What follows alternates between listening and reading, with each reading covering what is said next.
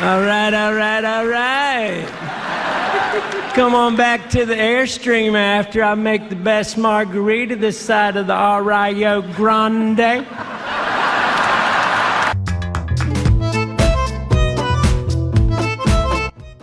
While filming Judge Dredd, Rob Schneider suddenly parodied Sylvester Stallone's famous delivery, leaving Stallone genuinely caught off guard, and his priceless reaction made the final cut. You can't. Can you? Great. Mr. I am the law. Can't.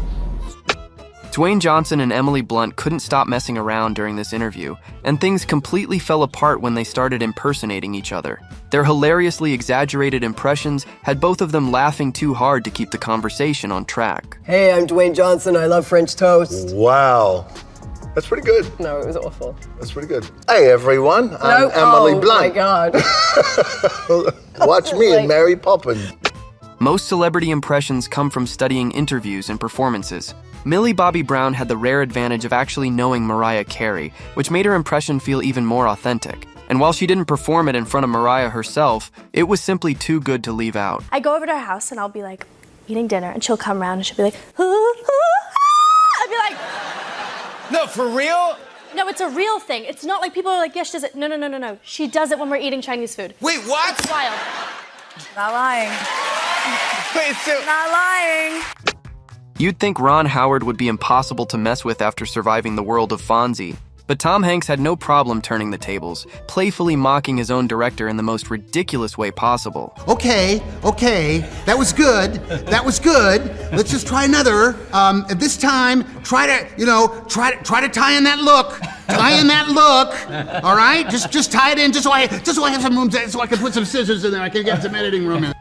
One of the funniest moments between Nicolas Cage and Pedro Pascal in The Unbearable Weight of Massive Talent never even made the final cut. What do you say we cut the chit-chat a-hole? Was that me? Yes, I'm sorry. In this deleted scene, Cage helps Pascal perfect an impression, and Pascal's ridiculously proud reaction when he finally nails it makes the whole exchange even funnier. VX nerve gas missiles pointed directly at San Francisco. Do it again. What do you say? What do you say we cut the chit-chat a-hole? Yeah, music. Beautiful. You got it. Oh, look, Father. Oh, right now there's 2 men in San Francisco going, oh, did you see the sequel to The Fly? It's called The Fruit Fly. Don't be afraid, be very afraid. Dana Carvey's impression of Robin Williams was supposed to be just part of the joke in the 60th birthday sketch. Instead, it caught Williams' attention so much that he abandoned the script and joined Carvey in an unforgettable improv battle. I know, son. I know. Maybe I wasn't a normal father. Your nipples hard, or is it just cold in here? You see what I mean? Have the effect on me, Father. Oh, family feud, show me nipples. Oh, don't be afraid. Most people would never dream of impersonating Jerry Seinfeld to his face, but Tina Fey heard him speak for about 10 seconds and immediately fired back with a hilariously spot-on impression that even Seinfeld couldn't help but laugh at. I know. I'm not over it. And now I'm wearing this. What is the deal with my life? Are you imitating me? No! This is what I sound like when I cry.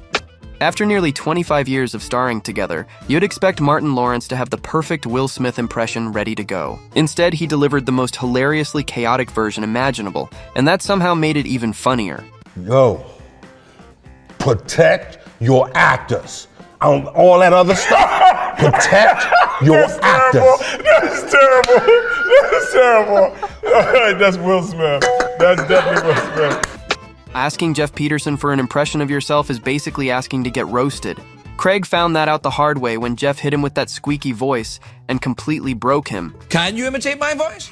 It's a great day for America, everybody. Holy crap, is my voice that squeaky? That's pretty amazing, isn't it? The Infinity War snap scene had millions of fans in tears, but Zendaya couldn't resist putting her own hilarious spin on Peter's emotional final moments, turning one of Marvel's saddest scenes into a totally hilarious impression instead. What are Peter's last words to Tony Stark before he gets dusted in Infinity War? I don't want to go. I don't want to go. I don't want to go. Not that one? No. I say... You go, I don't want to go. I don't want to go. I don't want to go. No. And then you're like... I say, I'm sorry.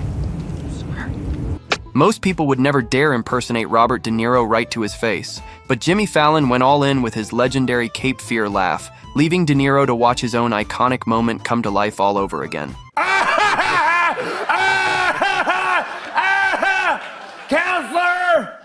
Come on, wherever you are.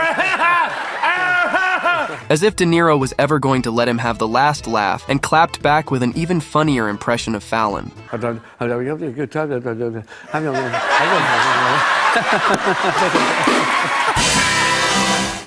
A burger cook-off with Gordon Ramsay already sounds chaotic enough. But Gino had no interest in just flipping burgers. He spent half the challenge hilariously becoming Gordon instead, roasting every little mannerism right to his face while Gordon could only watch it unfold. How many times I told you we need to sear it, okay? Can you just relax? You need to sear the burger. We don't broil it. How many times I fucking told you to do that? Huh? I'm sorry, okay? After months of filming Edge of Tomorrow together, Emily Blunt had clearly picked up Tom Cruise's trademark energy, and she hilariously showed it off the moment Graham Norton asked for an impression. And I just looked at him and I just went, oh, this sucks, like that. And he looked at me and he goes, it's a challenge. There are plenty of ways to do a Matthew McConaughey impression. Kate Hudson apparently chose the insider route. She pulled from a real memory of him, complete with that unmistakable drawl and enthusiastic energy, and turned it into one of the night's funniest moments. No shirt, full gear, spits out like the regulator, and he's like, come on, Hudson, let's go, baby. He's like, babe, babe. Things went a little sideways during Michael J. Fox's SNL monologue when one joke completely bombed. Dana Carvey then appeared as his Back to the Future version, but even that couldn't undo what had already happened. Michael, come here, tell him. Yeah, Michael, we came to stop you, man. Who the hell are you? I'm you. I'm Michael J. Fox. I just came from 90 Minutes in the Future. The show's a complete dud. Shannon Sharpe has one of the most recognizable personalities in sports media. But Godfrey somehow figured out every little detail and served it right back to him, leaving Shannon watching his own energy come to life from the other side of the table. He's like, I mean, I'll go. I've been to a lot of states. A lot of states. God damn. I mean, I go fishing over there at the end of the day, so damn. And out here, my RV out there. Yeah. Like my grandma said, man, if you ain't got nothing to do, stay where you at. From SNL to the NBA awards and even random TikToks, Jay Pharoah has done his Shaq impression so many times, he practically is the guy at this point. But nothing beats the time he did it right in front of Shaq himself, who absolutely lost it. All my friends were saying mean things. Shaq a big, strong man outside, but soft inside. Shaq hate bullies. Everyone is calling Shaq dumb, but Shaq not dumb. Charles is the dumb one. Having Pete Davidson and Rami Malek impersonate each other was always going to be chaotic. Malek leaned all the way into Pete's awkward mannerisms, while Davidson responded with Rami's signature dead serious stare, and somehow both impressions were spot on. Do I have to sit next to Rami Malek? I mean, his eyes are freaking me out. Dude, stop staring at me, man. I'm sorry, I just said people say we look alike. Maybe I don't see it. Maybe if I look a little longer. No, dude. Woody Harrelson and Matthew McConaughey walked on stage to accept Benedict Cumberbatch's Emmy because Benedict wasn't there. Woody somehow decided the best way to fill the moment was by impersonating Matthew while Matthew stood right beside him. All right. Come on back to the Airstream after I make the best margarita this side of the Rio Grande.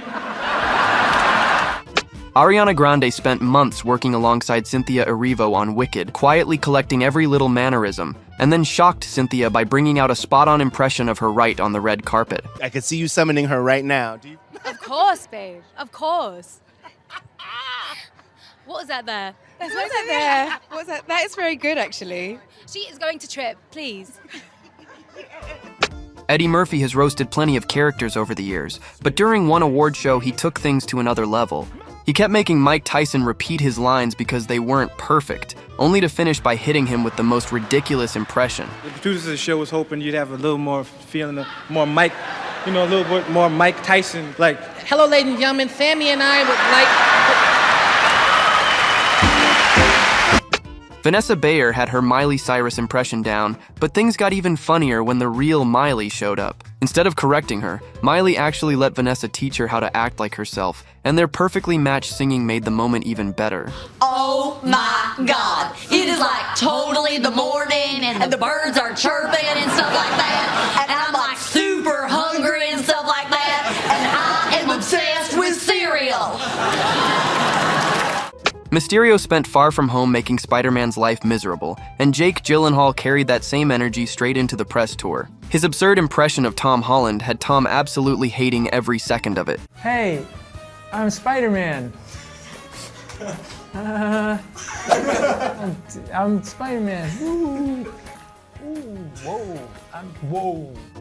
Long before Adam Sandler turned his ridiculous gibberish into a comedy trademark, he was already confusing everyone with it on SNL. Dana Carvey was one of the first victims, and years later, his hilarious recreation at Sandler's Mark Twain Prize celebration had Sandler laughing just as hard. I'm thinking I got a guy that kind of goes,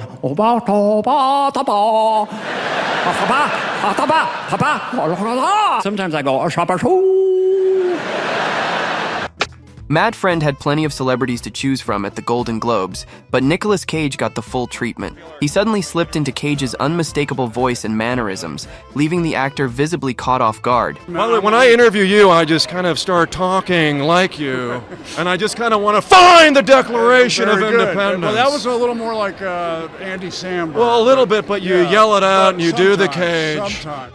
The Jumanji cast was asked to impersonate each other, and while everyone had their moments, Jack Black completely stole the show by becoming The Rock. His ridiculously dramatic motivational speech was so unhinged that even Dwayne Johnson himself couldn't stop laughing. I wake up at 5 a.m. and do 27,000 rip curls, bleed, blood, sweat, tears.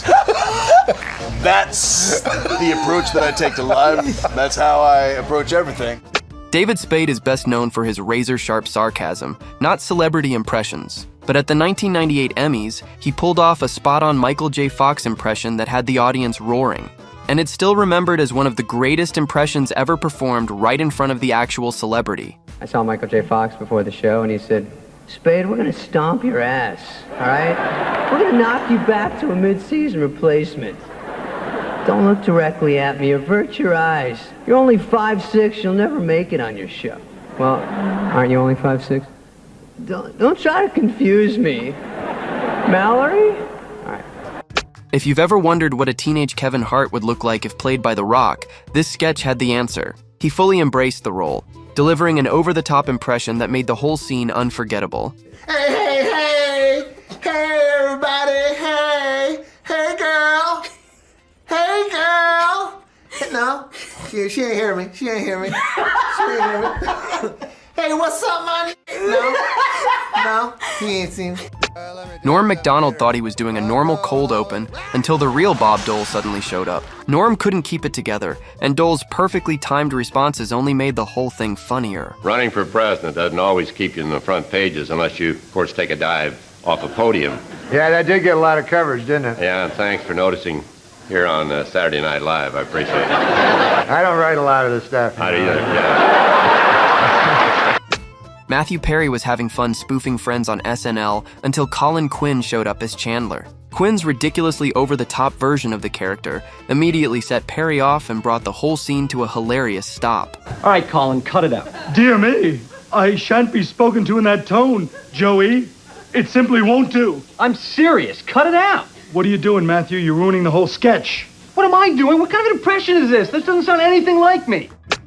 Bill Hader had already mastered his Keith Morrison impression, but performing it with Morrison himself sitting in the room was a completely different challenge. The impression landed so perfectly that everyone around them completely lost their minds. Would like you to say, like your dad shot you in the face. That must have been wild.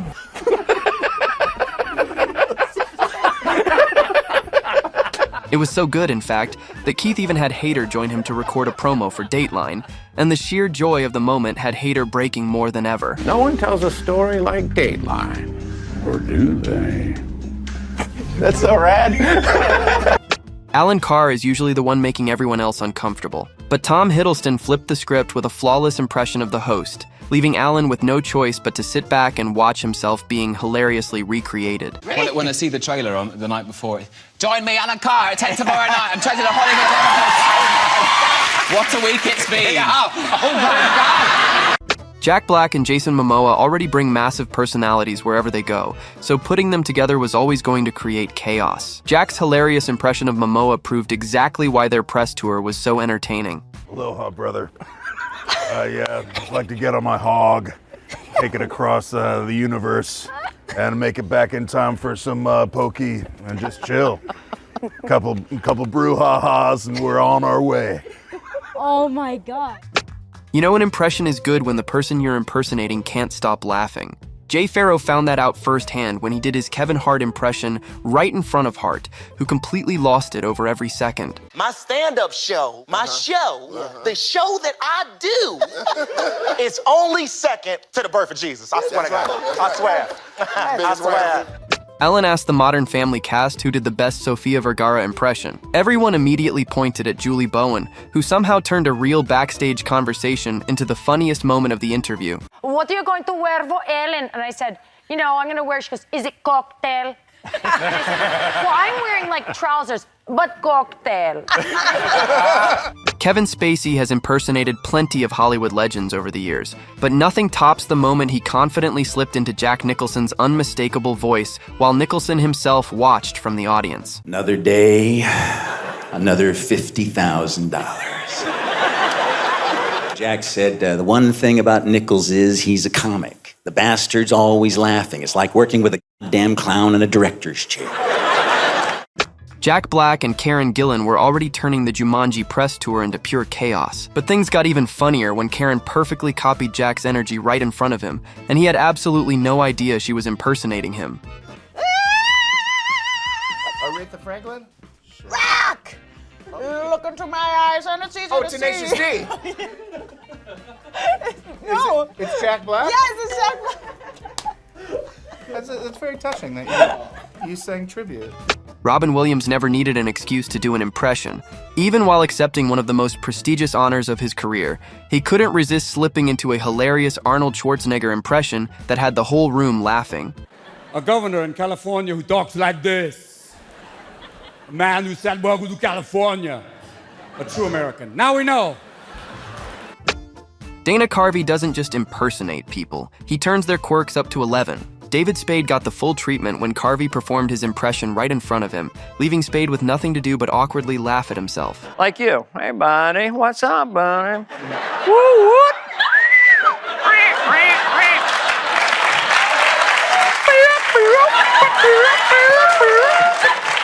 Jack Nicholson has one of the most recognizable personalities in Hollywood. Jim Breuer somehow captured every sly grin, dramatic pause, and mischievous bit of his energy so perfectly that it became one of his signature SNL impressions. Jim Breuer here, just want to know what you think of my impression. You want to know the truth? You can't handle the truth. After years of perfecting impressions on SNL, Bill Hader brought one of his best to CBS this morning.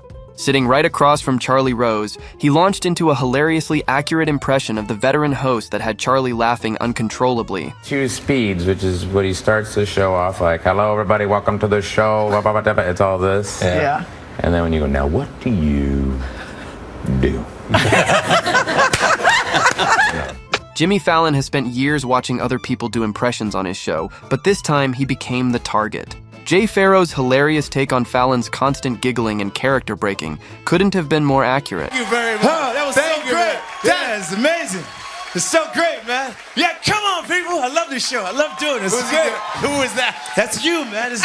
It's Jimmy Fallon, man. Yeah, it's great, man. It's great. Tom Hanks was counting on Stephen Graham to help him master a Scottish accent for Greyhound, but Graham apparently spent more time on his phone than teaching. Naturally, Hanks couldn't let that go without turning it into a hilarious impression. Because when I'm on the phone to Anna, He is on the phone all the time. Only in the chair, though, in makeup. Chair and makeup. How are you? I love your loads. I love your loads. Most people remember the GQ Men of the Year awards for the trophies. Marvel fans remember it because Tom Hiddleston added another legendary impression to his collection by flawlessly impersonating Jeff Goldblum, while Jeff watched just a few feet away. What am I? Just a student, a mere student. You're a great impersonator. Is that your Jeff Goldblum? What do you think? What do you know? Oh my gosh. Oh my gosh, that was so accurate. Perfect. What started as two comedians messing around over lunch quickly became one of the greatest impression battles in British comedy. Coogan and Bryden kept trying to out-Caine each other until even Michael Caine himself had to acknowledge the madness. This evening is supposed to be a celebration of my canon of my work, which includes everything from Alfie to Zulu. I love Zulu. That was a wonderful film. I thought that was Zulu was one of his best films. You're funny men, but you're out of shape.